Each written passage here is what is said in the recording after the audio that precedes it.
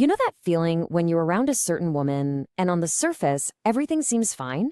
She could be a friend, a family member, a colleague, but when you walk away, you just feel drained, completely wiped out, and you can't even explain why.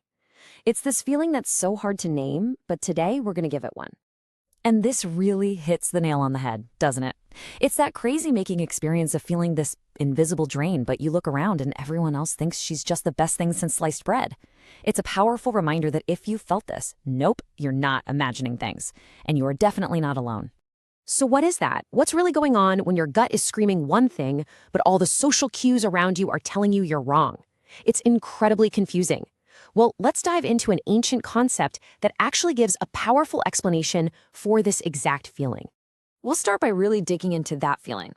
It's not always a big, dramatic blow-up. It's more like a slow leak. You find yourself second-guessing what you said, or feeling this weird guilt after a simple conversation. You might feel like you're constantly walking on eggshells, but you can't point to a single reason why. It's just unsettling. And here's the most important thing to hear right now. That gut feeling is real. It's not you being too sensitive. It's your nervous system, your intuition, picking up on a serious disconnect. And believe it or not, this isn't some new age idea. It's an energy pattern that ancient wisdom traditions actually identified and named a long, long time ago. So what is this ancient name? Well, it's Alakshmi.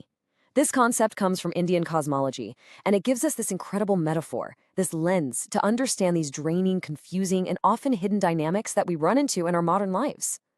Okay, so the story goes that during the great churning of the cosmic ocean, all sorts of things emerged, both light and shadow.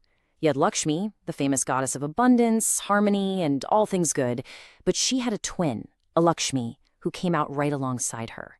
And a Lakshmi represents the total opposite: disorder, envy, lack. She's not necessarily evil, but she embodies imbalance and decay. So you've got this incredible contrast, right? If Lakshmi's energy is like a lush, thriving garden, it's nourishing, it's creative, it's full of life, then Alakshmi's energy is like dry, barren soil. It depletes, it distorts, and it basically reveals everything that's unhealthy or unsustainable in a relationship or a system. And these ancient symbols, wow, they are so on point. A broken cart, that's ambition that just falls apart. Dry land, that's an emotional landscape that can't actually nurture anyone. And that last one, insatiable emotional hunger, that's the real kicker. It points to this bottomless neediness that can never, ever be filled. And it's often disguised as something noble, like self-sacrifice. Okay, so that's the myth. But how do we take this ancient story and actually use it? How does this Alakshmi energy show up in our day-to-day lives? This next part is all about recognizing the modern-day red flags and behaviors.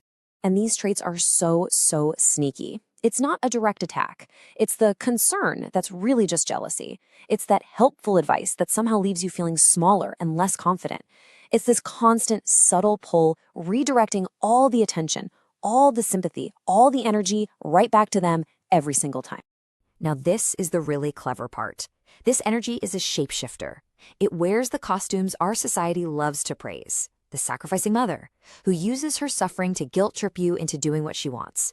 Or the spiritual guru, who uses light and love to make you feel like you're the one with the problem. By hiding behind these masks of virtue, it becomes almost impossible to call out the toxic behavior underneath.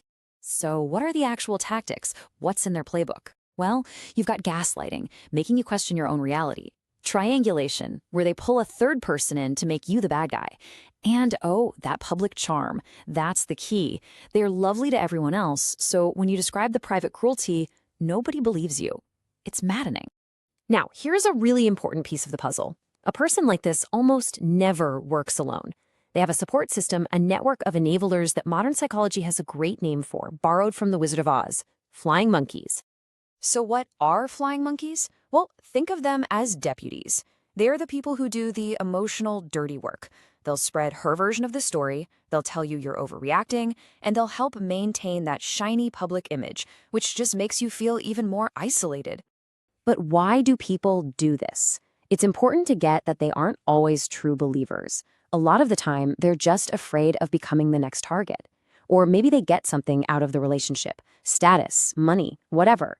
Sometimes it's just easier for them to go along with the story than to stand up and face the music. Okay, so we've put a name to it, we've spotted the patterns, and we see the enablers. Now for the most important part, what on earth do you do about it? This final section is all about real, practical steps you can take to protect your own peace. All right, path number 1, if you can actually get away. The best advice here is to make it clean. Don't get sucked into a huge dramatic debate or feel like you need to justify your decision. Your goal is not to win an argument. Your goal is to get your energy back. A simple, quiet exit is the most powerful move you can make. But let's be real. Sometimes you can't just leave, right? It could be your mom, your boss, someone you have to interact with. So the strategy changes. It's not about escape. It's about building a fortress. This is where the gray rock method is genius. You basically become the most boring person in the room. You give short, neutral answers. You don't share anything personal. You give them nothing to grab onto, no emotional reaction to feed on. And really, it all boils down to this, whether you leave or you stay. The first, most powerful step is just getting clear. Simply understanding what's happening, giving a name to this weird energy, and seeing the patterns for what they are. That right there, that's the moment you start taking your power back. Please remember this. The validation you're looking for won't come from them. It won't come from convincing their friends or waiting for an apology that's never going to come.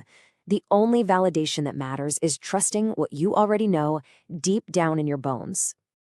And that's really the question to end on. This whole framework, it isn't about blaming or labeling someone for life. It's about discernment. It's a tool for you. So now that you have a name for that invisible drain, the real question is, what are you going to do to reclaim your own amazing energy?